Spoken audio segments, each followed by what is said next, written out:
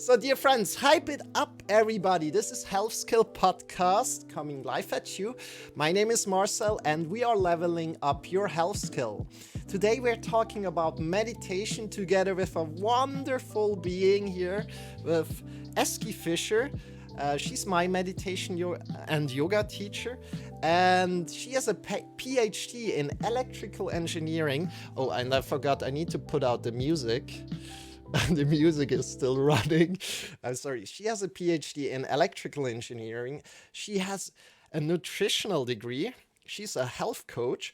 She has a lot of experience in Thai massage and acrobatics. She's a fitness instructor. She's a facilitator of family and systematic constellations and an astrologer.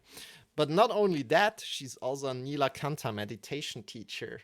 Welcome in, Ezgi Fisher. How are you doing today? Hi, Marcel. Hi. I'm so happy to be here. I'm excited to be here. And thank you so much for inviting me and I'm so talk as part of your podcast. I'm so honored to have you today, and also so honored that you make time in your day to be here.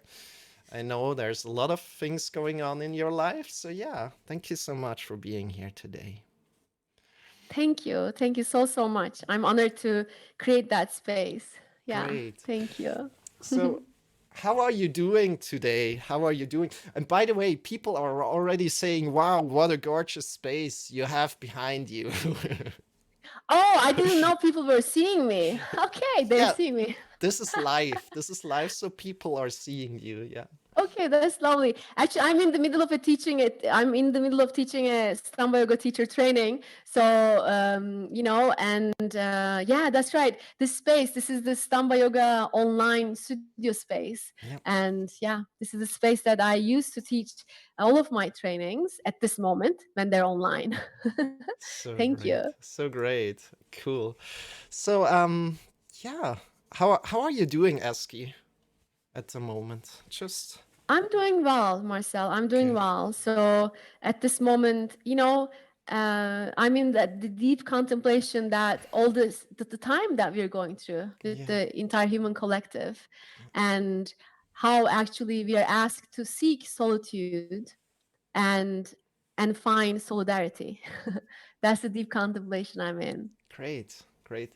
So, I'm inviting you today to join me in a little bit of centering practice, but not just me, but everybody that listens in right now. So, we have a lot of listeners that are listening right now, but also in the future where people are listening to the podcast, please come and do a little centering practice with us to connect to each other. So, please come to a great sit and root your feet down. Feel how your toes are connected into the earth. Feel how your heels are connected into the earth. Or if you're sitting on the floor, just feel how your legs are resting on the earth. And from there, breathe in deep, deep, deep. Make this the deepest breath of the day today.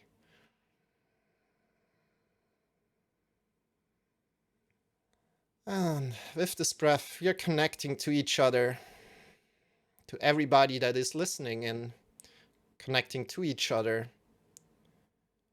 Feeling how your body is feeling right now, connecting with the different kind of bodies that are there, different kind of meditation skills, meditation levels that are there today, listening in.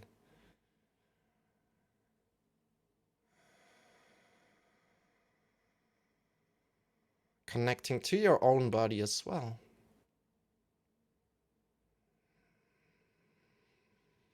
And slowly coming back, opening your eyes again if you had them closed. And so I welcome you, everybody, to this meditation podcast. And dear Eski, I'm really honored that you're here today. Can you tell us a little bit about your journey into meditation? My journey into meditation, yeah. So I guess you can speak about an entire life devoted to discovering the depth of my being. I guess my journey of meditation, I cannot speak about it without mentioning that. So the earliest memory from my childhood that I remember is asking myself the question, what am I? Who am I?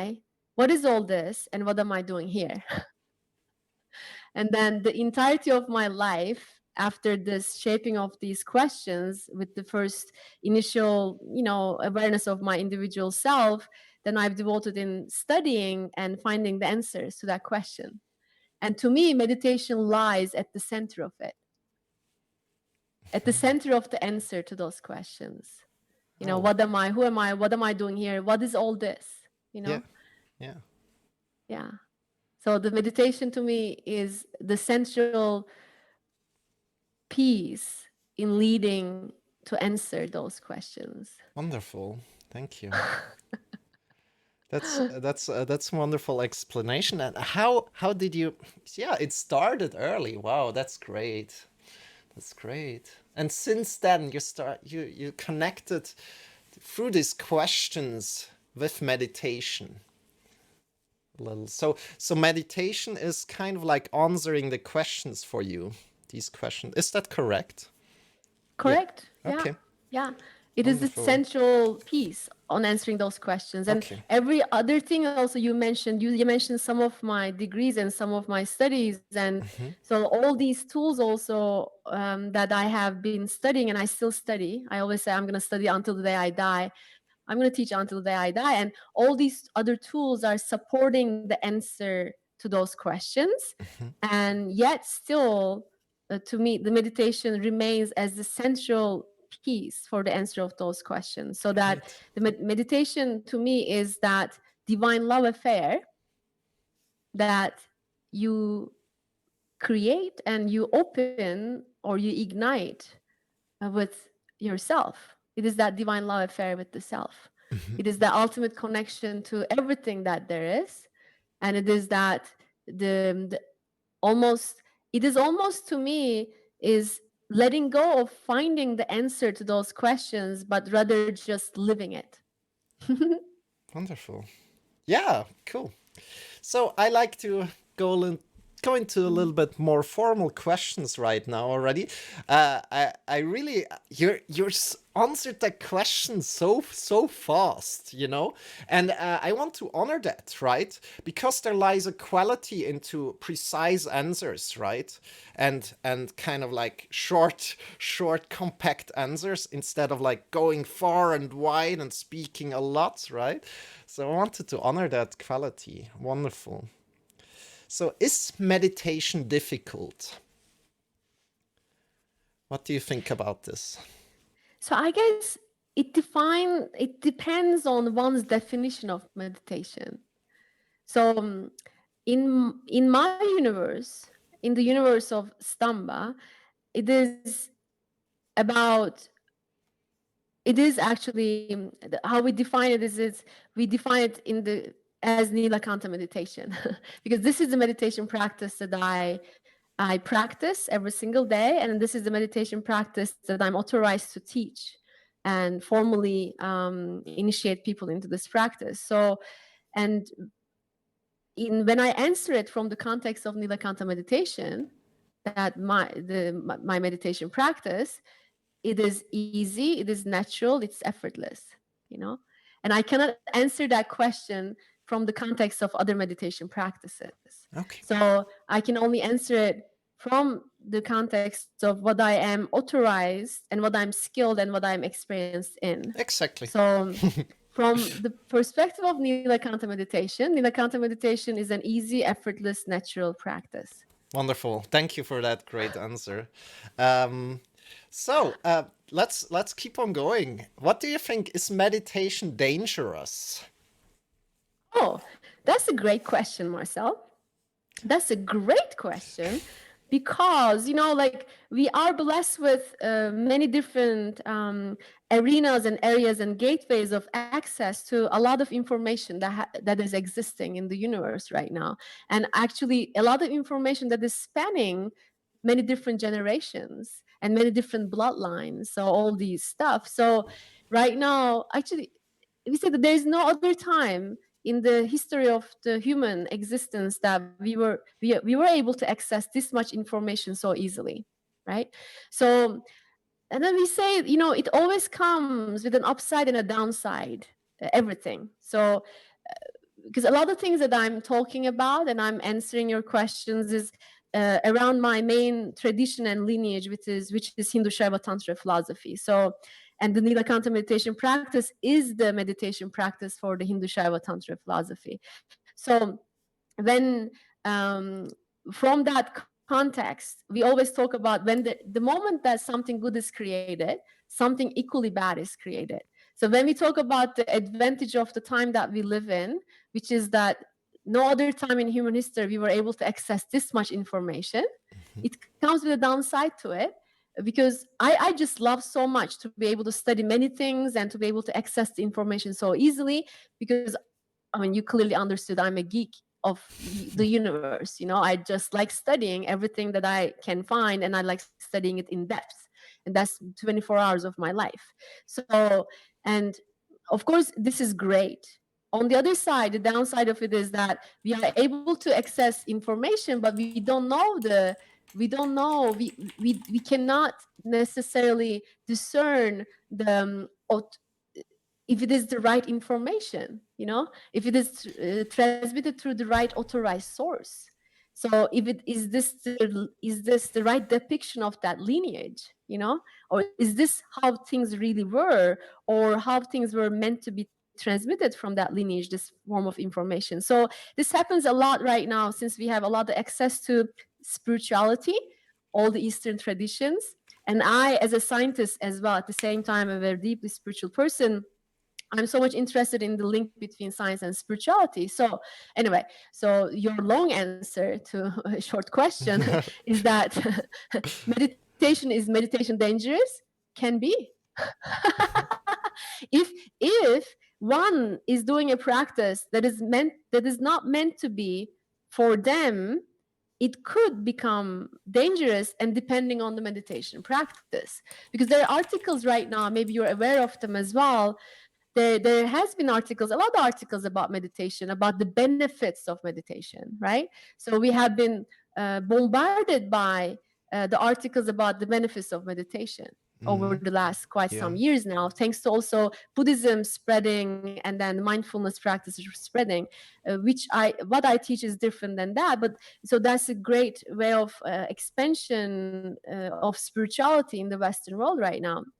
So anyway, there has been a lot of articles on the benefits of meditation, and recently there were some articles about the harmful effects of meditation, and I read those articles, and there are valid points in those articles that meditation, can it be harmful?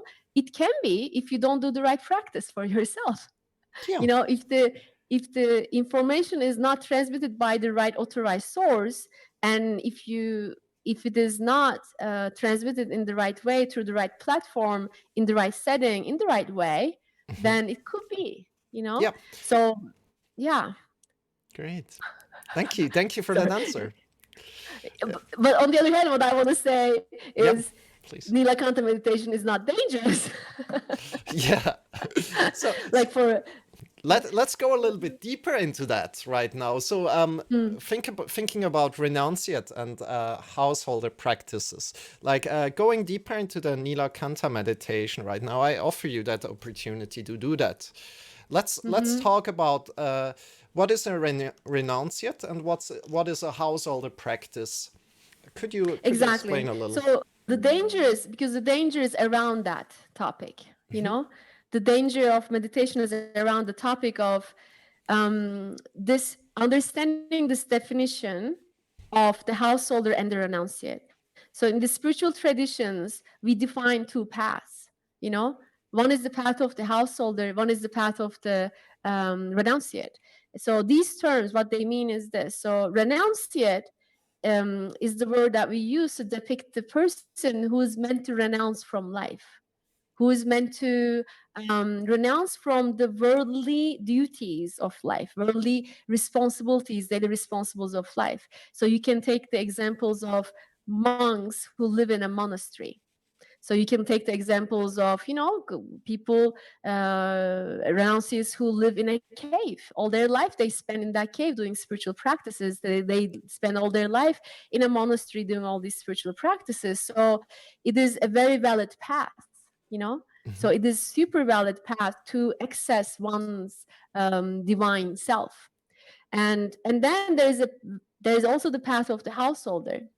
The householder is, how we define the word, is the person who is meant to have active duty in life, active worldly responsibilities that they have. And so there's a certain career, there may be family, there are like friends that you're responsible for or whatever. And then there's a job, there's a rent to pay, all these like worldly responsibilities of life. So that's when one is born into that. So we call this person as a householder.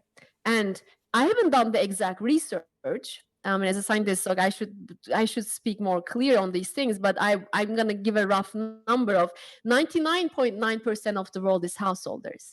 Okay, this is an approximate rough number of in terms of this right spiritual path. So when we talk about this as a householder, a person who is meant to have active duty in life, and then the renunciate who's meant to withdraw from life, and that's their way of accessing their divine self. For the householder, accessing their divine self is about actively participating in life, so, and then the householder, they need the right meditation practice for them, they need the right spiritual practices for them. And if a householder does renunciate practices, it is dangerous for the householder. That's what, coming back to your earlier question, if a householder who's meant to have active duty in life, if they start engaging with renunciate practices, then actually those spiritual practices takes the person away from life. That all of a sudden actually life start meaning making no sense, or your marriage starts making no sense to you, your job starts making no sense to you, like you almost like want to escape life. So in the articles that I read about these harmful benefits that they were speaking about, which suddenly made me think, oh, of course this individual is not doing the right practice for them. If they engage in renunciate practices, they will have these harmful effects, which takes one away from life. Yeah.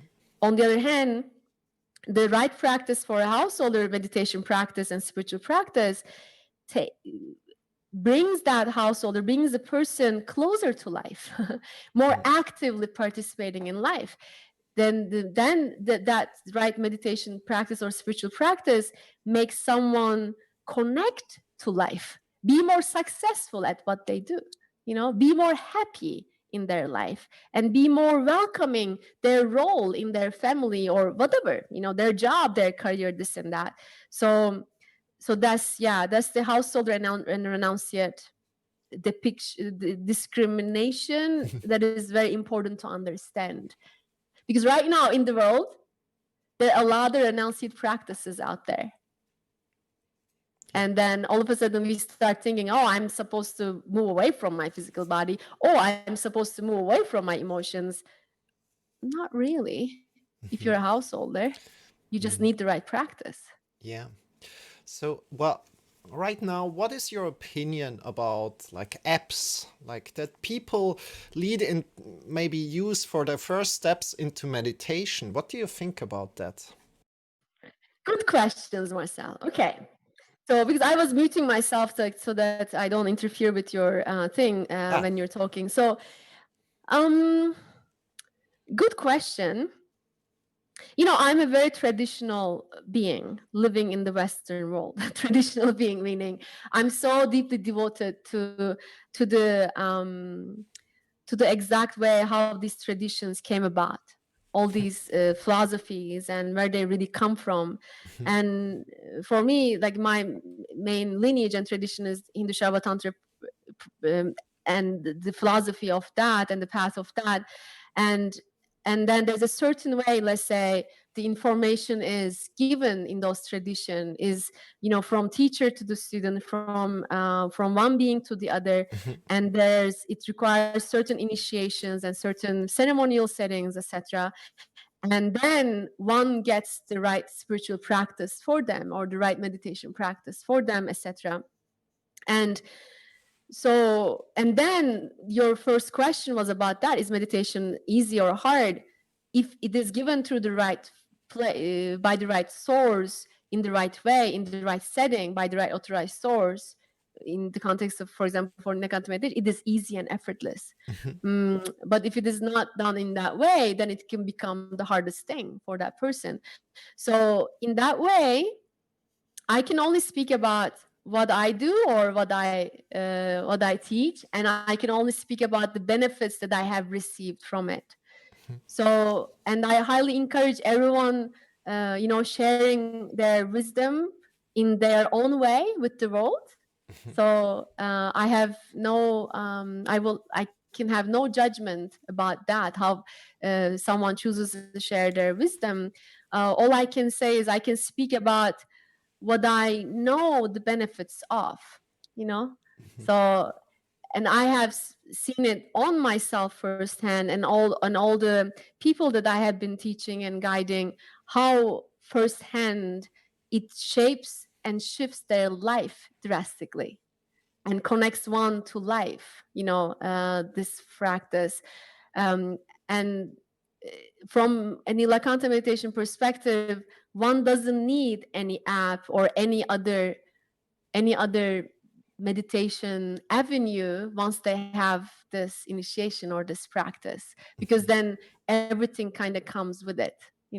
On the other hand, I'm sure there are many different apps that they guide visualization, contemplation journeys. So actually I would like to make that separation also, because in the Western world right now, we use the word meditation for everything that when we close our eyes, it becomes meditation. right now right now, and that's okay. I don't think there's any right or wrong in that. It is about what you use that word for.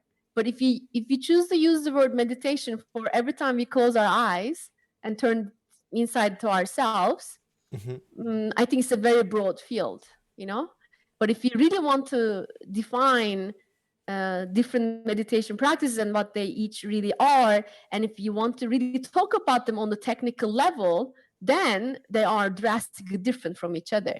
For example, the practice of contemplation, visualization, is very different than the the practice of a deep Neelakantha meditation. It operates at a different technical level of the Yeah. universe. Yeah. you know Yeah. so this doesn't negate the benefit of the practices of contemplation and visualization. I guide them myself. I teach them in my teacher trainings, in my intensive studies, in my immersions. I teach contemplations. I teach visualizations. I teach those, breathing, turning deep inside yourself, and then asking questions in that deep place, which is often called now meditation. I teach all these things. And what I choose to call meditation is something else. And yet, it is not wrong to call all of these meditations, but it is important to separate maybe the understanding of it. Somehow, the operating level of these practices are different. They operate at the different technical level of the universe. So, uh, anyway, so Yeah. sorry, I'm gonna No, I can that's talk forever, as you guys yeah. already That's understood wonderful. about these topics. So great. Let's go a little bit deeper into that right now. When do you know that you experience meditation?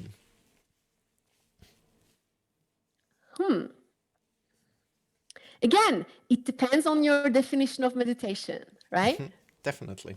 So, because I'm well aware of it, that at this stage, that it all is about the definitions that we use for certain words, or meanings that we give to certain words. So when you talk about the state of meditation, was that the word that you used? The state of meditation.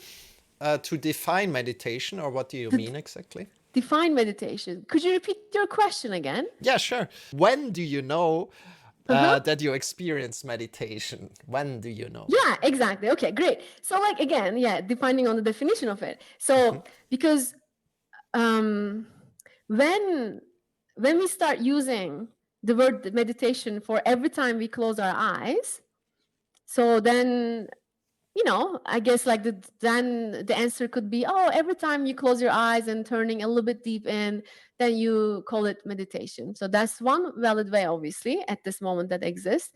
So the way that, let's say, in our universe, that we use the word meditation and the state of meditation is we define that state that is way beyond your physical existence and way beyond your like it is a state. Actually, it is a state by itself.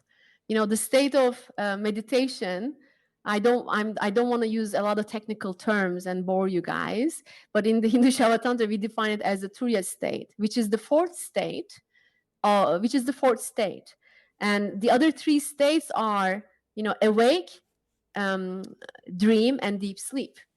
So, and then the fourth state is the state of meditation when you're not in an awake state, you're not in a dream, and you're not deeply sleeping. So there is that fourth state for our awareness and for our consciousness. So, and in that state, we say there is no movement and there are no thoughts. There is no movement of the physical body, and there are no thoughts that are actively happening on the surface level. So there is almost like yeah, I guess I'm gonna leave it at that. So no thoughts and no movement. So there is that. But the question is how to get there. Good question. Good question. Yeah. By doing So that's Neelakantha meditation. Hmm? By doing Neelakantha meditation. Yeah, that would be my answer for sure. That would be my answer. On the other hand, so for a householder, it is, I mean, also going there, even going to the state of meditation, going to that Turiya state where there are no thoughts and there's no movement. For a householder, the more interesting question is, what does it do to me? How does it affect my life? Okay, I can go there, great. So, but then how do I bring it to my daily life? So why would it help me to be a better friend, to be a better lover, to be a better husband, to be a better wife, to be good at my career? So how does it support me in my daily life? I think this is the more interesting question for the householder. Yeah, definitely. So that's like, with the Neelakantha meditation practice, actually, yes, there is an access to that divine state eventually. It may not happen on day one. It will happen through daily regularity of the practice. So yes, there will be access to that state. But then the issue is, how do I bring that into my daily life? Or how does it support me in my daily life? So what happens is when we go to those to the deep states of meditation, if you have the right practice, so when you have Neelakantha meditation practice, which is an esoteric spiritual, the Hindu, let me just a little bit rewind back. So hang in there with me. So Hindu Shaiva Tantra is an esoteric spiritual path for the householder. And the Neelakantha meditation practice is the meditation practice of that path, which is the path for a spiritual esoteric path for the householder. So, and in specific, Neelakantha meditation, what it helps with is it helps with burning the negative residues of past events. So in that state, in that deep state of meditation, in that deep place of nectar, healing happens, and there's a burning of the negative residues of past events. To me, that's interesting for the householder. If I can become more free in life, and every decision that I make, every step that I make, normally, which is colored and affected by the negative residues of past events, whatever I lived when I was 6 years old, however my mom treated you, I don't know, just many examples to that, negative residues of past events. So every decision I make in life is affected by those negative residues. And then when I practice daily, a householder meditation practice, like Neelakantha meditation in this specific case, then these negative residues are being burned so that I can make decisions more freely, not affected by those negative residues anymore. Wonderful. So Yeah. that's the interesting thing to me for the householder. Yeah. Then it's a backpack that you're walking with Yeah. around Yeah. with these negative residues. And then once when we practice regularly in this way, in this practice, and receive the right initiation for it, then our backpack becomes lighter. Yeah. Then we make better choices. We become better at what we do. I mean, I myself cannot speak um, enough of the benefits of it, which I clearly experience in my own self. I guess, yeah, yeah, Great. that's how I'm gonna answer that meditation state, or how you know that you are in that state. When you see the effect of it in your life. Thank you so much for the answer, Ezgi. I quickly want to mention for everybody that is listening in that we are going to speak in a week about traumas together with my other dear friend Carmen. So she's coming up next week. And we will also have the topic of samskaras there. And yeah, it's exciting news. So let's go a little bit further. Now we are connected with these traumas and we're kind of like bringing these traumas up, right? And we're dealing with them in unconscious way, in one way, right? What do you think about having now this goal of, yeah, I want to do meditation to connect like with my traumas and to deal with them? What do you think about that goal specifically? Like, is it good to have that goal, or do you think like, oh yeah, you shouldn't have that goal at all, don't be attached to that goal? You know a little bit what I mean? I think it could be either way, Marcel. So, you know, again, I'm going to speak in the context of Neelakantha meditation. Sure. So, because that's what I know, and that's what I can speak Please. of. Yeah.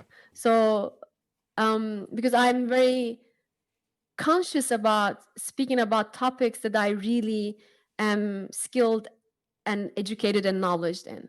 So that's why I cannot speak for others. But for this context, let's say, so when someone, let's say, decides to take a journey into Neelakantha meditation, so there doesn't even need to be a goal, you know and then maybe it's a different goal, or it's a different intention for anyone. So, and I was speaking in terms of the householder. That could be an interesting thing. So simple intention could be, I want to connect to myself. Mhm. I want to connect to me. Or actually, we talk a lot about freedom. Actually, in the context of Hindu Shaiva Tantra, freedom, Svatantriya means freedom. So the ultimate freedom, everyone wants to be free. We all want to be free, right? So we all want to be free in those places that no one sees us, actually. Like, because no one knows what's happening inside your head but only you know that freak show, or just kind of like, I just want to make things a little bit fun. So, but I don't want to say that you have a freak show inside your head, but just kind of like teasing a little bit, like having fun with it. So only you know what is happening there. So we want to be free there. We want to be free in general. So everyone like wants that freedom, and we all want to be connected to something deeper, something higher, or it could be simply being connected to yourself. Yeah. Being connected to yourself. So um I mean, the meditation practice doesn't need goals to it. It could be just simple intention of opening up to a divine love affair with yourself. Let's talk a little bit more about what's your meditation routine and regularity. So meditation, in general, like for a Neelakantha meditation practitioner, so the meditation is twice a day, you know, Mhm. Yeah, and at the start it's 20 minutes each time, and then it increases in time. yeah, So my meditation practice at this stage is long. yeah, It's quite long. So but at least twice a day. And yeah, and then there's also additional other practices, that we do in this context, because there are also other tools and other practices that support the journey of discovery of oneself. you wonderful. know Well, there Yeah. let's discuss a little bit. Why is your meditation longer than a beginner's meditation practice? Or in Neelakantha. We're just speaking about Neelakantha meditation right now, always, so don't worry about it. Nilakantha meditation practice, I mean, the information, a lot of the information or the detailed information about Nilakantha meditation practice is given in the context of the practice itself, on the initiatory, during the initiatory settings, during the initiatory platforms, as you actually know. Mhm. So I really cannot share all the Okay, yeah, details of this sure, practice sure. in that way. And so one what I can say is it's a very powerful practice. So it really ignites a lot of stuff. And because in that journey of healing, there's a lot that is ignited, and there's a lot that is being healed, and there's a certain, let's say, we want to contain the practice so that the being is given, the work that they can handle at that moment. So it is in the highest and best interest in terms of the healing, and in terms of how it is, like you step into water slowly, right? Yeah. And then you get then you warm up a little bit more, and then you can step in a little bit more, you warm up a little bit more, you can step a little bit more. You can maybe understand it from that perspective. It's kind of so that, of course,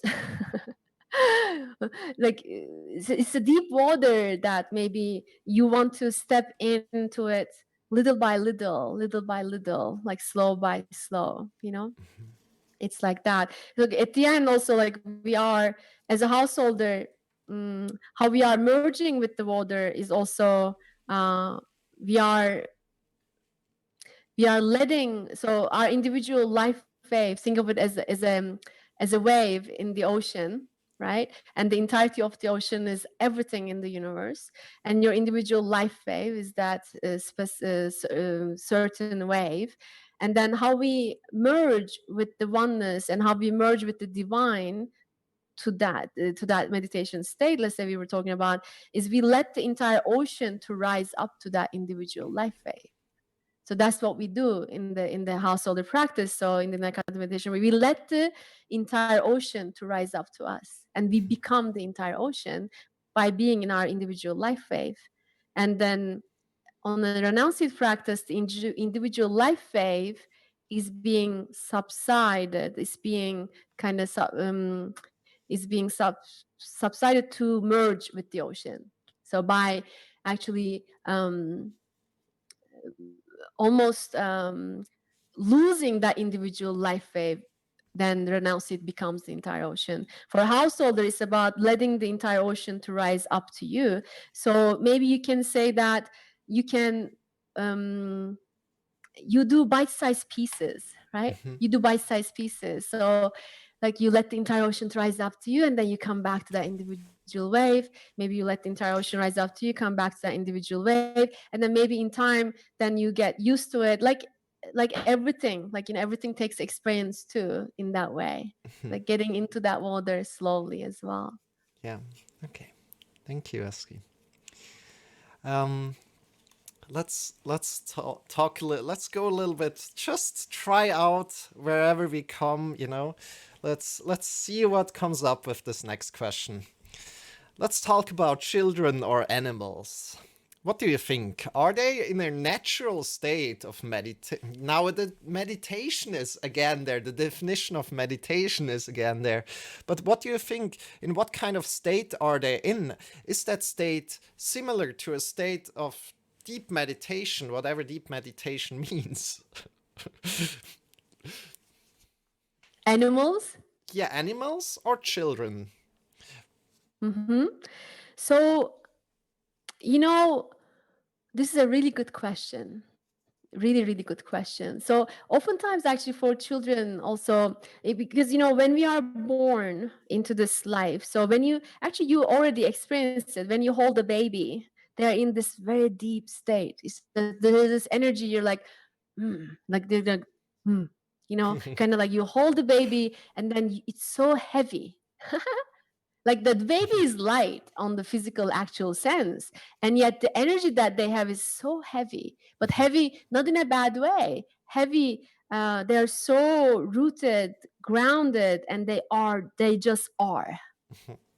They just are, and then in time that we learn that there's an individual self, and then there's limitations to this individual self and all this stuff. So yes, one can actually argue that or claim that. So when we are born, we are kind of floating in that oneness ocean, and then in time we are learning to create the individual life wave, you know and then we are learning also the almost like the framework or the limitations that we have created in this relative world, and we learn to become that individual life wave. And then after we become an adult, then we need to relearn to merge, let the ocean to rise up to us.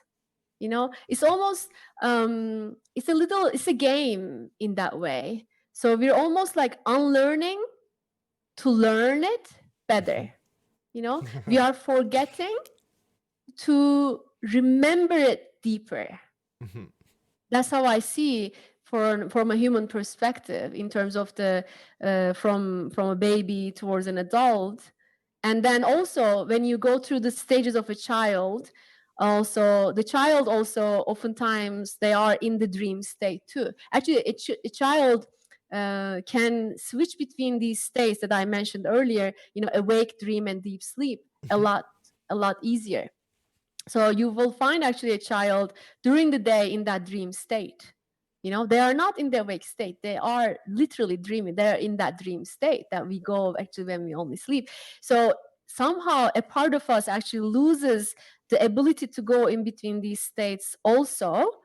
And then we become an adult, and then we need to relearn it, and to be able to discern it better. So we forget to be able to remember it better. It's like a peekaboo game. So we hide to be able to find something. It's just that. And for animals, you can also, you can actually, I have a lot of theories about the evolution in that way, but it will not the time of our podcast won't allow it. So the theory of evil, yeah, I guess I'm not sure if I should start talking about that, but the evolution of the human and how we have developed the brain capacity, how, because that's how we separated from the other animals in the story of the evolution, to have a more capacity of the brain, so that we can have more discernment and we can understand the universe in a more detailed way, etc., this and that. So it was a part of it's a part of a game that we're playing, but then that everything good comes with a downside to it. So when we have that much of a brain capacity, it comes with so much darkness to it as well. And then we had to develop all these different techniques or ways to be able to let's say be able to not get lost in those limitations that we create with that increased capacity of the mind, with capacity of the brain. So one can say for an animal in that way, even just very biologically speaking, when there's a decreased capacity of the brain, you can say there's less discernment, and yet there's less problems too. So then one can claim that there's more oneness, a lot easier, less complicated, so in that way it is almost like debatable what is more evolved and what is less evolved, right? It is about, actually, to me, it's about how one chooses to play the game. So this is how a human chooses to play the game, and then this is how an animal chooses to play the game of divinity, and we all are equally divine beings. So it's just, I think, choice of playing the game, Wonderful. difference of choices of playing the game. That's how I see it as. Anyway, as you see, I have a whole endless thing to talk Yeah, about that, yeah, that but I'm was gonna very stop. wonderful. Thank you so much for sharing that. Um, I think I have more questions, but I think we need to close it Yes, slowly. And I want to honor you one more time, Ezgi. Thank you so much for joining in today. And also, I want to ask you to tell the listeners like where they can find you and reach out to you if they are interested into connecting with you and maybe starting their meditation journey together with you. yeah. So they can reach out. I'm Ezgi Fisher, and